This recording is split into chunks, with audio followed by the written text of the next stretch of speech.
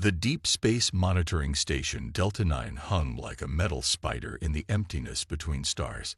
Its long sensor arrays stretched out in all directions, constantly searching, listening, and watching for anything unusual in this quiet sector of space. Inside the central command hub, Station Commander Gray stared at the main screen with tired eyes. He had been in charge of Delta 9 for 15 years, and nothing exciting ever happened here. The station was positioned at the edge of Galactic Council territory, far from the busy trade routes and populated worlds. "Commander, I'm picking up something strange," said Tech Officer Jones, his fingers moving quickly across the control panel. "There's an object at the far edge of our sensor range. It's big."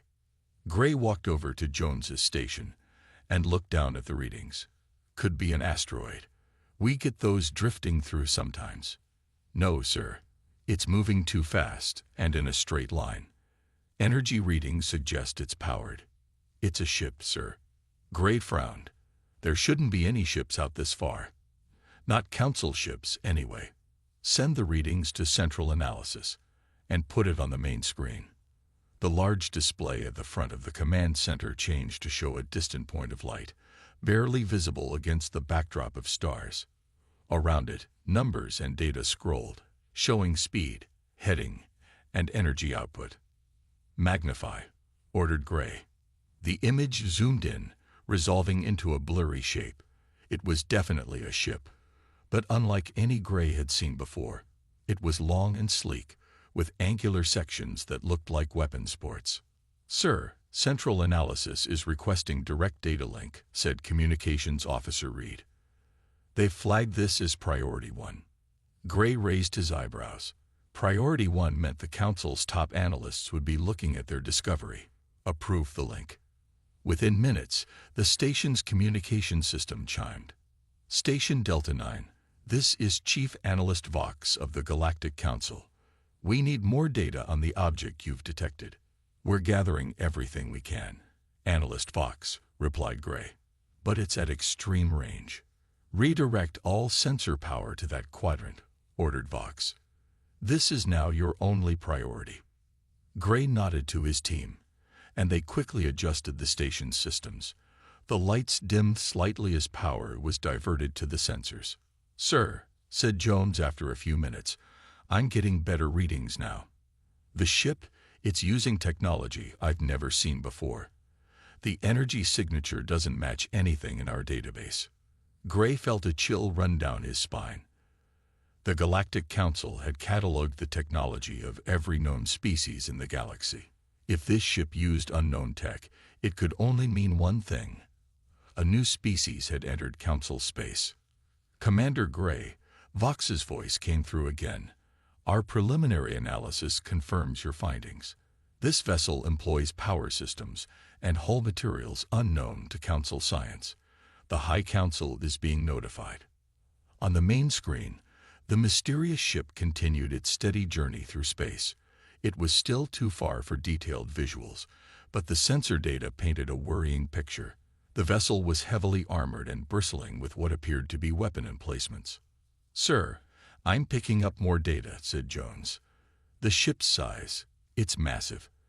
At least 2 kilometers long." "A warship," muttered Gray. "It has to be." The command center fell silent as everyone processed this information. The Galactic Council had maintained peace across known space for thousands of years. The appearance of an unknown warship was unprecedented. "Station Delta 9. Vox's voice broke the silence. "The Council has ordered a reconnaissance fleet to your location. Maintain surveillance until they arrive." "Understood," replied Gray. "What about contact protocols?" "Initiate standard greeting on all frequencies, but do not reveal station location or Council defense capabilities." Gray nodded to Reed, who began broadcasting the universal greeting message, a simple mathematical sequence followed by basic language patterns designed to be recognizable to any intelligent species. Hours passed with no response. The mysterious ship maintained its course, now clearly heading deeper into Council space. "Sir," Jones suddenly called out, "the ship has changed course. It's It's heading directly toward the Primus sector. Gray felt his stomach drop. Primus was the central hub of Council operations. Are you certain? Yes, sir. No doubt about it. Analyst Vox, are you receiving this? Gray called out. We are, Commander, replied Vox, her voice tight. The Council fleet has been redirected to intercept. Continue monitoring and report any changes immediately. As Delta 9 tracked the mysterious vessel, tensions grew. The ship maintained its course toward the heart of Council space, ignoring all communication attempts. I don't understand, said Reed. They must be receiving our signals. Why aren't they responding? Maybe they don't want to talk, suggested Jones. Maybe they're here for something else. Gray didn't want to consider what that something else might be. A ship of that size, with unknown weapons, heading toward populated Council worlds. The implications were terrifying. Sir, the reconnaissance fleet will reach intercept position in 6 hours, reported Reed. Gray nodded, his eyes fixed on the main screen. Let's hope they're friendly. Meanwhile, aboard the massive warship, a different scene was unfolding. Captain James Miller stood on the bridge of the ESS Terra Nova, Earth's most advanced deep space vessel. Around him, crew members worked at their stations with quiet efficiency. Captain, we're picking up transmission attempts from an unknown source, reported Communications Officer Wilson. Simple mathematical sequences, repeated. Miller nodded. So they found us. Sooner than expected. Should we respond, sir? Asked Wilson. Not yet. Let's see how they react first. Miller turned to his tactical officer. What about the approaching ships? 8 vessels on intercept course, sir. Small to medium size, likely a reconnaissance force rather than combat ready. Miller smiled slightly. Perfect. Keep our weapon systems passive but ready. No aggressive moves. And our course, sir? Asked the navigator. Maintain heading to their central worlds. It's time they learned that humanity has arrived. The bridge crew continued their work in focused silence. After generations of preparation and isolation, humans were finally making their presence known to the galaxy. And they had no intention of entering as the weak newcomers. On the main display, the approaching Council ships appeared as small dots. The crew of the Terra Nova watched and waited, ready to introduce humanity to the stars, on their own terms. The Council reconnaissance fleet moved in perfect formation as it approached the unknown vessel. 8 ships, each shaped like curved arrowheads, surrounded the mysterious warship at a safe distance. Their silver hulls reflected the light of distant stars, making them gleam against the black of space. Fleet Commander Torque stood tall on the bridge of his flagship, the Swift Justice.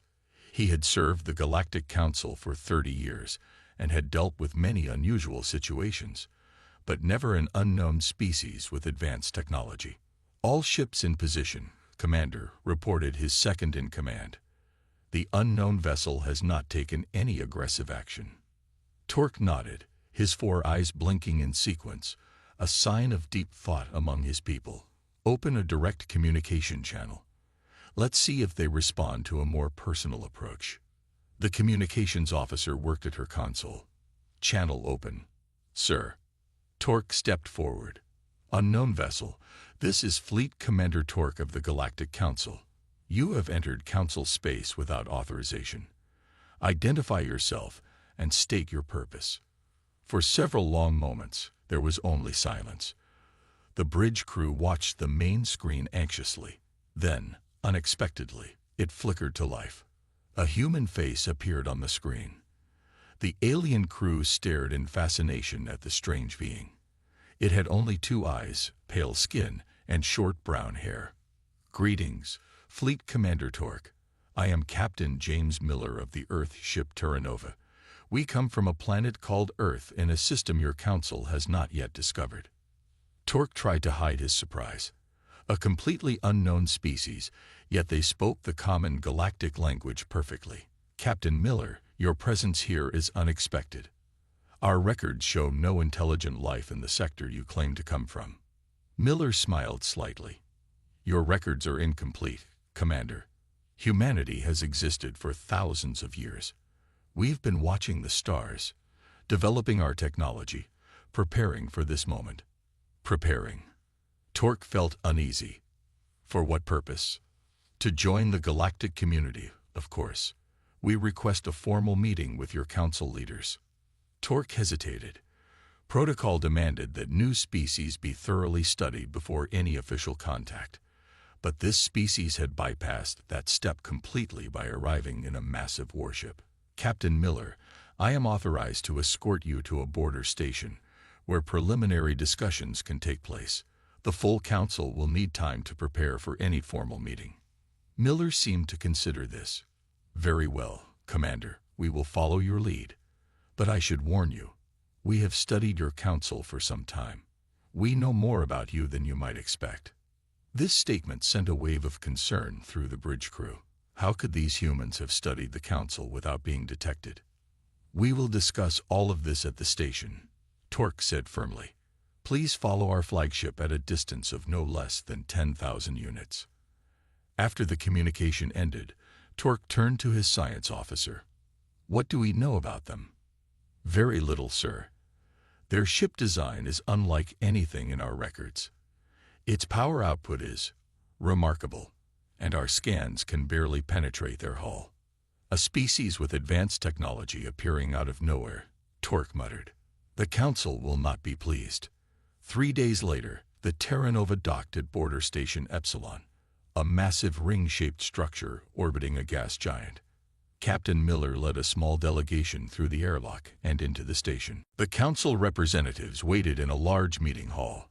They represented 6 different species, each a senior diplomat. Their expressions, on faces that ranged from almost human to completely alien, all showed the same thing: cautious curiosity.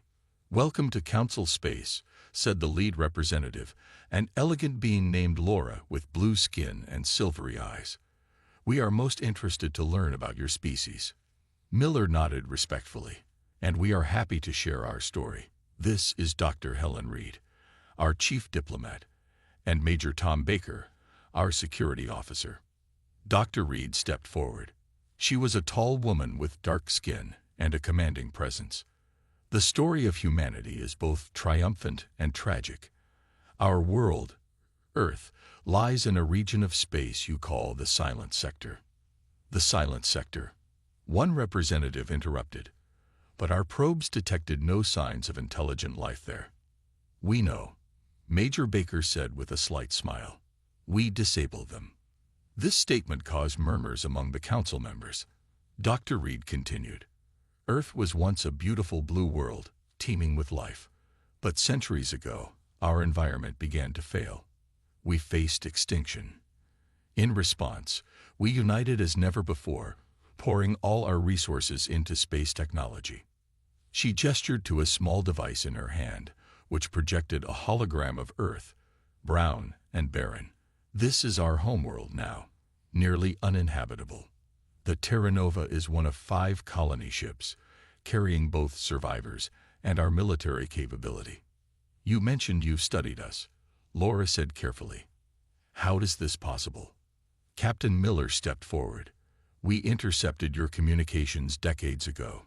We learned your languages, studied your technology, and observed your politics from afar. We wanted to understand the galaxy we were about to enter. The council representatives exchanged worried glances. An unknown species had been spying on them for years. Would you permit our scientists to examine your vessel? Asked another representative, his reptilian features hard to read. Of course, Miller replied. Within reason. We have nothing to hide. Later that day, 3 council scientists boarded the Terra Nova. They were led through gleaming corridors of polished metal and soft light. Your technology is unexpected, said the lead scientist, Professor Krell. Some of it seems quite advanced, while other systems appear almost primitive by our standards. We developed in isolation, explained the ship's engineer, a stocky man named Brown. Some problems we solved differently than your people did. As they toured the ship, Krell noticed something odd. Your weapons systems, They're unlike anything in Council records. Brown nodded. Earth faced unique challenges. We had to develop unique solutions. When the scientists returned to the station, they immediately called an emergency meeting with the diplomats. Their weapons technology is far beyond what we expected, Krell reported, his voice low. Their defensive capabilities as well. And they claim to have 4 more ships like this one. Laura looked troubled. Do you consider them a threat? I consider them a surprise, Krell replied carefully. And in galactic politics, surprises are rarely good. As the Council representatives debated their next move, they were unaware that Captain Miller and Dr. Reed were watching from their ship. They're afraid of us, Reed observed. Miller nodded. As expected, fear leads to respect, and respect is what will keep our people safe in this new galaxy. The Council has invited us to their central world, Reed said. Do we accept? Miller smiled. Of course. It's time to show the galaxy that humanity has arrived, and we won't be pushed aside. On the bridge of the Terra Nova, the crew prepared for the next phase of their carefully planned introduction to galactic society. Humanity had arrived with strength, technology, and a determination born from near extinction. The Council was about to learn that the newcomers would not be easily controlled. The Terra Nova glided toward Primus, the central world of the Galactic Council. The planet was a stunning sight, a blue-green jewel wrapped in the silver threads of orbital stations and transit tubes. Hundreds of ships moved in careful patterns around the planet, like bees around a hive. Quite a show, Captain Miller remarked as he stood on the Terra Nova's bridge. They want to impress us with their numbers. Dr. Reed nodded. Standard tactic when dealing with newcomers. Make them feel small. The ship's communication system chimed. Captain, we're receiving landing instructions, reported Officer Wilson. They want us to dock at the diplomatic station in low orbit. Acknowledge receipt, but inform them we'll be landing on the surface as invited, Miller said calmly. The Council chair specifically mentioned the Grand Hall. Wilson raised an eyebrow but sent the message. Minutes later, the reply came back. Captain, they insist on the orbital station. They claim surface landing facilities are unsuitable for a ship of our size. Miller smiled. Send them our ship's exact dimensions and landing capabilities. Remind them that we were invited to present ourselves to the full Council, which meets in the Grand Hall on the surface. This back and forth continued for nearly an hour before the Council finally relented. It was a small victory, but an important one. Humanity would not be pushed aside or managed like a minor species. The Grand Hall lived up to its name. Its ceiling soared 100 meters high, supported by columns of shimmering crystal. Representatives from over 50 species sat in tiered seats that formed a complete circle. At the center was a raised platform where speakers could address the assembly. Captain Miller and Dr. Reed walked confidently to the center platform. They wore simple but elegant uniforms, dark blue with silver trim. No weapons were visible, though both carried hidden devices that could disable the room's security systems if needed. The Council chair, a tall being with 4 arms and golden skin, rose to speak. Esteemed representatives, today we welcome visitors from a previously unknown world. They call themselves humans from the planet Earth. Whispers filled the room as the various representatives studied the newcomers. Many looked unimpressed by the seemingly ordinary beings. They have requested territory for colonization, claiming refugee status due to ecological disasters on their homeworld. The chair continued. The Council will hear their petition and decide what aid to provide these newcomers. The way the chair said newcomers carried a clear message. These humans were at the bottom of the galactic hierarchy. Dr. Reed stepped forward to speak. Her voice, though calm, carried throughout the massive hall. Honored representatives of the Galactic Council, we thank you for this opportunity. Humanity comes before you not as supplicants, but as potential allies. This caused some murmuring. The chair frowned slightly. While it's true that Earth has suffered environmental damage, we do not come empty-handed, Reed continued. We bring new technologies, new perspectives, and a strong desire to contribute to galactic peace. A representative from a reptilian species stood. What technologies could you possibly offer? Our council includes species that have traveled the stars for thousands of years. Miller stepped forward. Perhaps a demonstration would be helpful. Without warning, the room's main lights flickered and went out. Emergency lighting activated, casting everything in a dim blue glow. Gasps of surprise came from the assembly. "Don't be alarmed," Miller said calmly. "This is temporary." On the central display screens around the hall, images began to appear. They showed secret council facilities on dozens of worlds, mining operations using forced labor, weapons development programs officially banned by council law, record logs showing how resource-rich planets were hidden from general knowledge. "We apologize for the dramatic presentation," Dr. Reed said as the main lights came back on. "But we needed to make an important point. Your security systems were disabled by a simple device I'm carrying. Your most secret files were accessed by our ship's AI during our approach to Primus." The chair stood, face flushed with anger. "This is an outrage, a violation of council law." "Is it?" Miller asked. "We are not yet members of your council. We are not bound by your laws.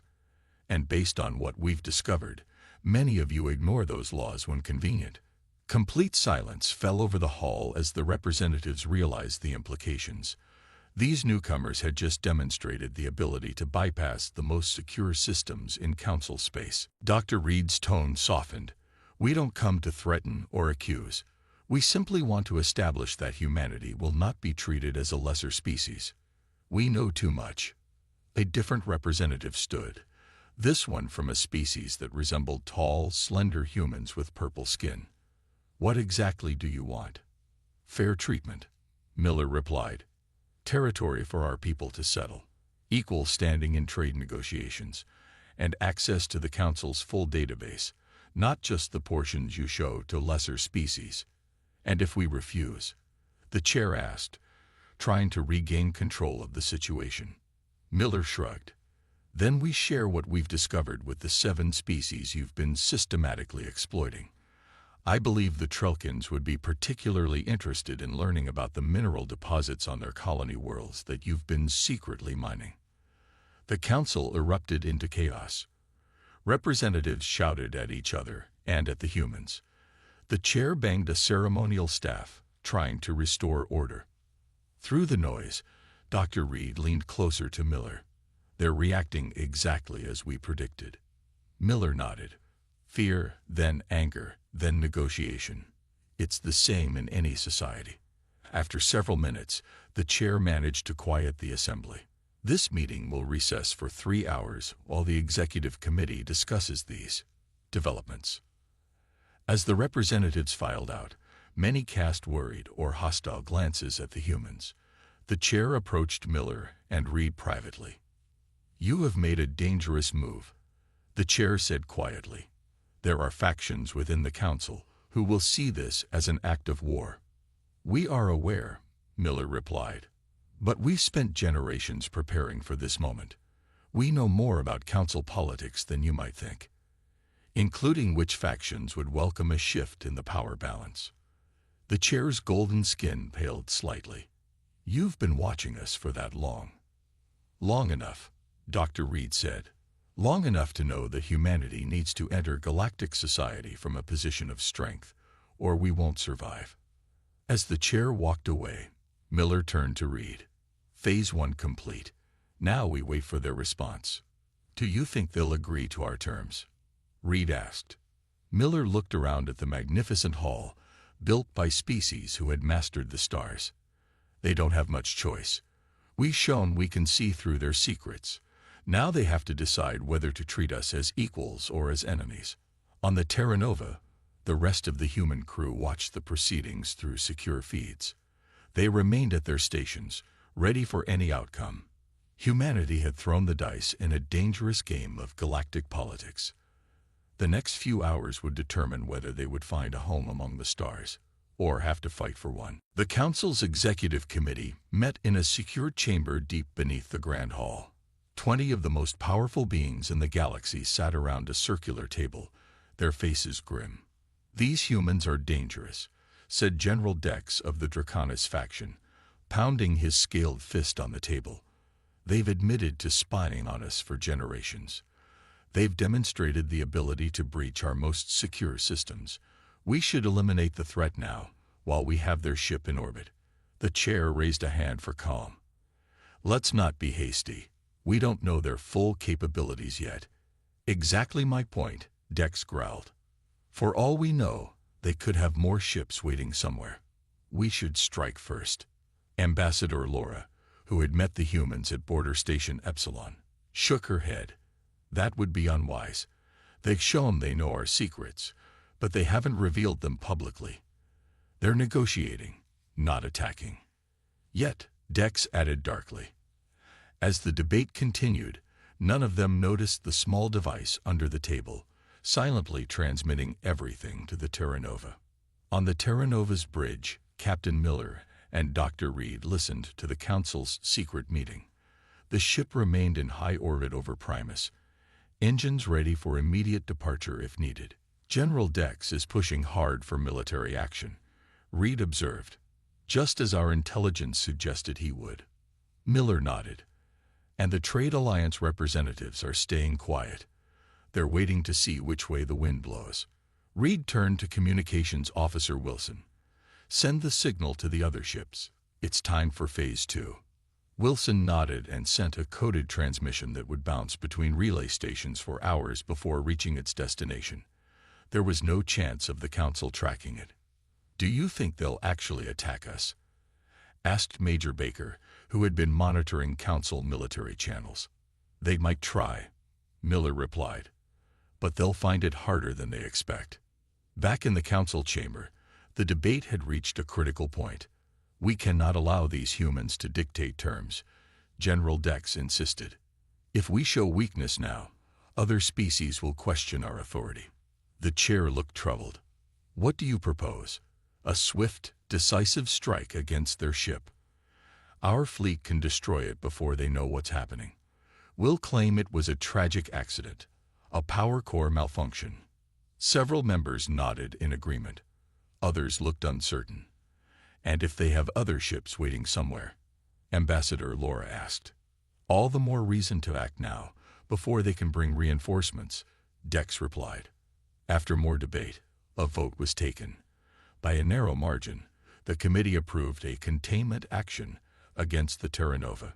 General Dex immediately contacted his fleet commanders. 2 hours later, Captain Miller and Dr. Reed stood again in the Grand Hall. The full council had reconvened, and the chair addressed them with careful politeness. "We have considered your presentation," the chair said. "While we appreciate your candor, we must express concern about your methods. Accessing secure council systems without permission is a serious matter." Miller nodded. "We understand your concern. In our position, we felt it necessary to establish our technological capabilities clearly." "Indeed," the chair replied. "The Council is prepared to offer your people settlement rights on 2 outer worlds in the Gamma sector. They are habitable but currently undeveloped. We would also provide technical assistance for your colonization efforts." Dr. Reed stepped forward. "That's a generous offer, Chair. However, we must decline." Murmurs ran through the assembly. "The Gamma sector is isolated and resource-poor," Reed continued. "And more importantly, we are aware of the fleet movements currently underway. 12 warships have changed course in the last hour and are now moving to surround our position." The chair's expression didn't change, but a slight darkening of his golden skin betrayed his surprise. "I assure you, these are routine patrols." "Of course," Miller said with a thin smile. "Just as it's routine for those ships to have activated their weapons systems." Before the chair could respond, the massive display screens around the hall lit up. They showed views from space, Council warships moving into attack positions around Primus. "What you're seeing is a live feed," Miller explained. "For transparency, we thought the full Council should be aware of the Executive Committee's decision." Gasps and angry shouts filled the hall. Many representatives had not been informed of the planned attack. This is an internal council matter, the chair said sharply. You have no right. Actually, Reed interrupted, we have sent these same images to all member worlds. The citizens of the galaxy are watching now. The chamber erupted into chaos. In the confusion, General Dex stood and pressed a communication device to his mouth. Execute now, he ordered. Outside in space, the Council warships fired as one. Energy beams and missiles streaked toward the Terra Nova. On the screens, everyone watched as the human ship made no attempt to evade. The weapons hit their target and bounced off a shield that flared bright blue upon impact. Complete silence fell over the hall as they watched the Terra Nova, completely unharmed, begin to move. It accelerated away from the planet faster than any Council ship could match. I regret that our discussions must be cut short. Miller's voice came through the hall's speakers. But perhaps this demonstration will help the Council understand humanity's position better. The screens changed again, showing new images from across Council space. 4 more human ships, identical to the Terra Nova, appeared near key Council worlds. They had been hiding in plain sight, using technology the Council couldn't detect. We came prepared for all outcomes, Dr. Reed's voice added. Now let us be clear. Humanity seeks peace, but we will not be treated as inferiors or threats to be eliminated. On the screens, the human ships easily evaded Council vessels that scrambled to intercept them. General Dex stood, his face twisted with rage. This means war. No, came a new voice. A representative of the Trelkins, one of the species the humans had mentioned as being exploited by the Council. It means change. Other representatives from less powerful species stood as well. The hall buzzed with urgent conversations as factions began to form, those who wanted to crush the human threat, and those who saw an opportunity in the sudden shift of power. The chair called desperately for order, but the damage was done. The illusion of Council unity had been shattered. From the Terra Nova, now safely beyond the reach of Council weapons, Captain Miller watched the political chaos unfold. Phase 2 complete, he said quietly. Now comes the hard part. Dr. Reed nodded. We've shown them our strength. Next, we show them our wisdom. As the human ships positioned themselves throughout Council space, the message was clear. A new power had arrived, and the old order would never be the same again. The humans had proven they couldn't be intimidated or destroyed. Now the galaxy would have to learn to deal with them as equals. And behind the scenes, messages were already flying between the Terra Nova and those Council species who had chafed under the rule of the powerful few. Alliances were forming, promises being made. Humanity had not just revealed itself to the galaxy, it had changed it forever. 3 days after the failed attack on the Terra Nova, the galaxy was in turmoil. Council communications networks buzzed with news, rumors, and fear. 7 member species had formally protested the Executive Committee's actions. Trade routes were disrupted as ships chose safer paths away from military activity. In orbit around the neutral world of Nexus, the 5 human ships formed a defensive circle. Inside the Terra Nova's main conference room, Captain Miller met with representatives from species who had reached out after the incident at Primus. We thank you for agreeing to this meeting, said Trell, the Trelkin representative. His people were slender beings with iridescent skin that shifted colors with their emotions. Currently, it showed bands of cautious blue and hopeful green. We're glad you came, Miller replied. Humanity didn't come to the galactic stage to create chaos. Yet chaos is what we have, said Vox, a representative of the Mindari, a species known for their analytical abilities. The Council's authority is being questioned on 100 worlds. Dr. Reed nodded. Sometimes old structures need to be shaken before they can be rebuilt stronger. The representatives exchanged glances. There were 8 of them, from species that had suffered under Council rule despite being officially equal members. What exactly do you propose? Asked Krell, a reptilian being whose people had been relegated to mining operations for centuries. Miller stood and activated a holographic display in the center of the table. It showed a map of Council space, with certain regions highlighted.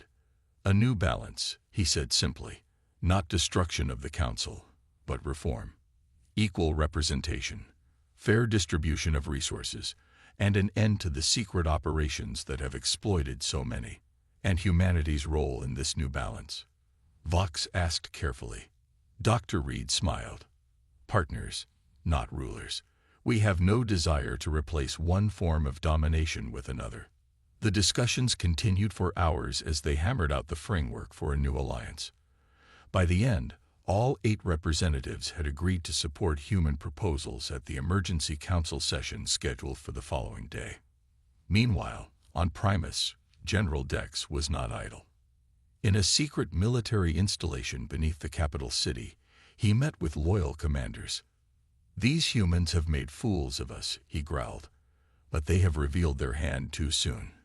We now know they have only 5 ships. 5 ships that our weapons couldn't damage, one commander pointed out. Dex smiled, showing sharp teeth. That was a direct assault, but there are other ways to deal with threats. He gestured to a scientist who stepped forward nervously. We've analyzed the sensor data from the attack. Their shield technology is impressive but not perfect. It has a specific energy frequency. With proper calibration, our new phase cannons should penetrate it. How soon can we deploy these weapons? Dex asked. 24 hours, General, just in time for the emergency session, when all 5 human ships will be in orbit around Primus. Dex nodded with satisfaction. Perfect. The Council may be willing to negotiate with these upstarts, but I am not. Prepare all ships. Tomorrow, we eliminate the human threat once and for all. The Emergency Council session began with unprecedented attendance. Every member species had sent representatives, and the Grand Hall was filled to capacity. The 5 human ships orbited Primus at a safe distance, with Captain Miller and Dr. Reed traveling to the surface on a small shuttle. As they prepared to enter the hall, Major Baker approached them with urgent news. Captain, we've detected unusual energy readings from Council military installations. They're preparing something. Miller nodded.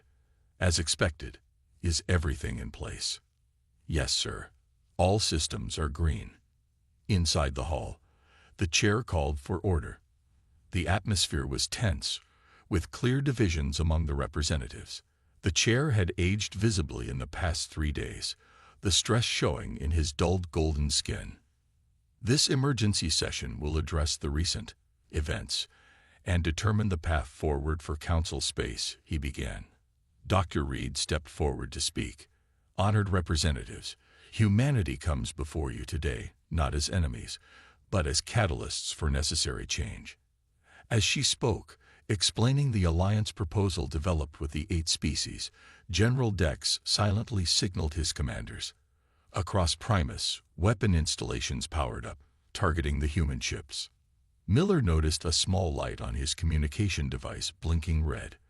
Without interrupting Reed's speech, he pressed a sequence of buttons, sending a prearranged signal. High above, the 5 human ships activated hidden systems.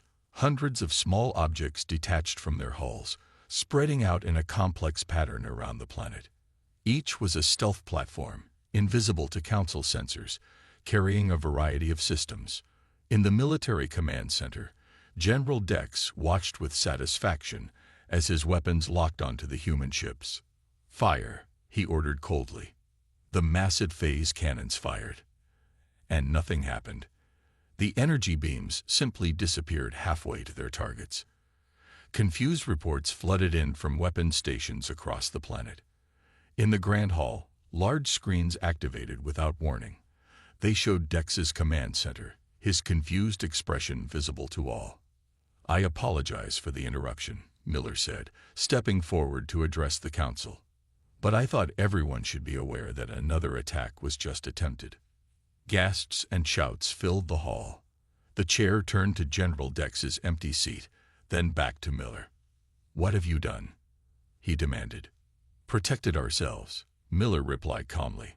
The stealth platforms we deployed throughout Council space days ago can neutralize any weapon fired. They can also, as you're seeing, provide complete surveillance of military installations. Dr. Reed continued, "We could have responded with force. Instead, we simply disabled the attack. That is the difference between dominance and leadership." The hall fell silent as the representatives absorbed this demonstration of human technology and restraint. "We have the capability to control," Miller said into the silence, "but we prefer cooperation." One by one, representatives of the Alliance species stood. Trell of the Trelkins spoke first. "My people support the human proposal for council reform. We have suffered under the current system for too long." 7 others stood and voiced their support. Then, surprisingly, Ambassador Laura rose. "The evidence of corruption and exploitation is undeniable. My world, too, supports reform." More representatives stood, until over half the council had declared support for change. The chair looked around the hall and recognized the inevitable. "It seems a new era is upon us," he said quietly. "Let us ensure it is better than the last." 1 month later, Captain Miller stood on the observation deck of the Terra Nova, watching ships from dozens of species moving freely around a newly established trading hub. Dr. Reed joined him. "The transition is proceeding smoothly. The new council constitution will be ratified next week." Miller nodded. "And the message from Earth just arrived. They're pleased with our progress. The main fleet is standing down." Miller smiled slightly. "Good. They won't be needed now." Reed looked at him curiously. "You never doubted this would work, did you?" "We studied the Council for 50 years, Helen. We knew their strengths and weaknesses. We knew which species would ally with us when given the chance. And we knew that showing restraint when we had the power to destroy would prove more effective than any weapon." As they watched the bustling traffic of the new trading hub, both knew the truth that only a few humans in the galaxy were aware of. Earth was not a barren wasteland. The story of environmental collapse had been a carefully crafted deception. In reality, Earth thrived, home to billions of humans and a massive industrial complex that had built not just 5 ships, but hundreds. The small fleet that had entered Council space was just the tip of the spear, a test of both Council defenses and human strategy. Humanity had come to the stars prepared for war, but hoping for peace. And through careful planning, superior technology, and strategic thinking, they had achieved something rare. Revolution without destruction, change without chaos. The unknown warship detected in deep space had indeed been humanity. And it had been meant to dominate, not through conquest, but through the more subtle and lasting power of reform.